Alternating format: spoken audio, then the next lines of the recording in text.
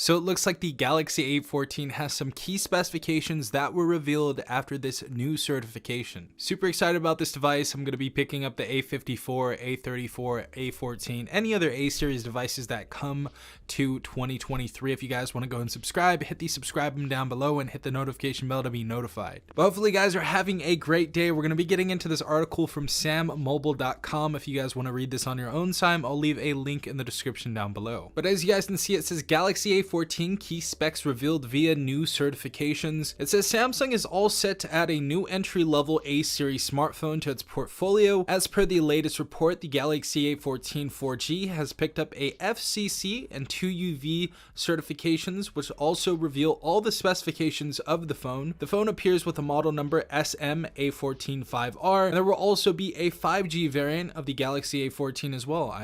I don't even know why they're even doing the 5G things anymore. Let me know in the comment section down below if that annoys you, that they're putting 5G after phones. I don't think they should have to do that anymore. But anyways, it says the Galaxy A14 has already appeared on the FCC certification website. Now in the new FCC listing spotted by 91 Mobiles, the Galaxy A14 shows to have a 4G LTE connectivity, Bluetooth, and dual band Wi-Fi. Moreover, the device's charging adapter will come with a model number EPT1510. So it looks like we are going to actually have a charging adapter, which is nice to see. Hopefully that actually does come to fruition. And its manufacturer is listed as HAEM. Sadly, there are no actual images or designs of the phone, but at least we can get an outline of the device.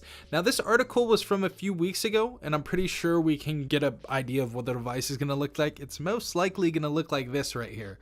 So it's going to look like the A54, the A34. It's going to look somewhere around there. Obviously doesn't look like we're going to get a hole punch notch that we have in the A54. We're probably going to get a design like the A34, that little teardrop notch or that half circle. I don't know what you guys want to call that. It's kind of a little bit different than a teardrop notch, but teardrop notch nonetheless. I don't think the phone looks bad by any means, and this phone is probably going to be a very, very cheap device, as it is an entry-level device, and this is going to be going to a lot of people for free at multiple different prepaid carriers. So let me know in the comment section down below something you'd like to see different as far as the design of this device. As per the FCC listing, the Galaxy A14 4G will measure in 167.7 by 78.8 by 11.8 millimeters.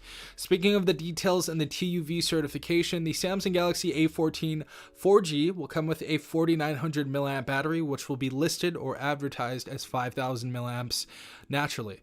So supported by 15-watt charging, nothing like super surprising there. That's definitely adequate, good enough for the price of this device since it's an entry-level device. Notably, that's all there is to say about the details revealed with these platforms.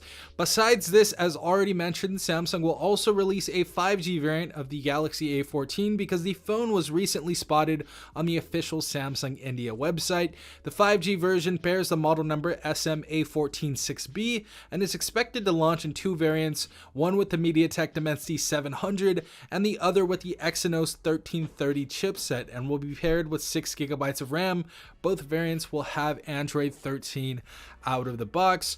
While there are no price details available for the phone, it could retail at a higher price compared to the A13 at around $193. So obviously this is going to be subjective, because it is going to be offered at a ton of different prices and a ton of different prepaid and contract carriers. But as you guys can see, we have some other little certifications you guys can see right here, and it looks like shows the battery right there, but it also shows that we are going to have NFC. So it looks like we have NFC inside of here. This is for the 5G variant. I don't know if the regular 4G variant will have this, but it looks like we have NFC, so that's great to see. I think we're going to be seeing that more and more on phones, since we're probably going to get into electronic payments in the future, and it's probably just going to be all electronic payments and stuff like that. Just something that I'm thinking. So even the entry-level devices will be receiving NFC for that. So that's probably something you're going to see a lot more now. But yeah, those are all the certifications. I'm excited to see what this phone feels like, what it looks like, but I'm hoping to at least see 2 years of OS updates and maybe 3 for security patches. That would be beautiful. But let me know in the comment section down below what you guys think about the new A14 4G and 5G. Love to hear what you guys say. But this has been Safal from TechRight. Peace out, Tech Gang.